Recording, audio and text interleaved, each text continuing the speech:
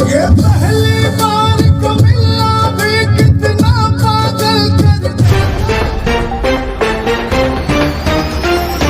नमस्कार दोस्तों, जी भोजपुरी चैनल में आप सभी का स्वागत है। और दोस्तों, आप लोगों ने जो अभी वीडियो क्लिप देखे हैं, ये है झुल्लर दादा, जो कि अभी के टाइम में काफी जो है कि वायरल चल रहे हैं। इन्होंने एक गाना गाया था, पहली बार का मिलना भी कितना पागल कर देता है, और ये गाना गा करके इंस्टाग्राम पे अपलोड किए थे। और वो वीडियो इतना ज्यादा वायरल हुआ कि इनका नाम ही पड़ गया वायरल बुढ़ा। जी हाँ दोस्तों, मैं बात कर रहा हूँ झुल्लर दादा का, जो कि अभी के टाइम में काफी वायरल चल रहे हैं। भोजपुरी के जाने माने पत्रकार मनीष भैया, जो कि आरती न्यूज का ओनर है, उन्होंने कल इनका एक इंटरव्यू किया। इंटरव्यू के दौरान कुछ इस तरीके का इनसे सवाल पूछ दिए, जिसको सुनने के बाद आपको भी आज कंफर्म हो जाएगा कि भोजपुरी के अगर कोई बादशाह है तो वो है खेसारी लाल यादव। तो सबसे पहले इस वीडियो क्लिप को आप लोग ध्यान से देखिए, फिर आगे बात करते हैं। ये भोजपुरी के सेलिब्रिटी लोग हैं खेसारी पवन जी, किसको ज्यादा सुनते हैं, किसको देखते हैं आप?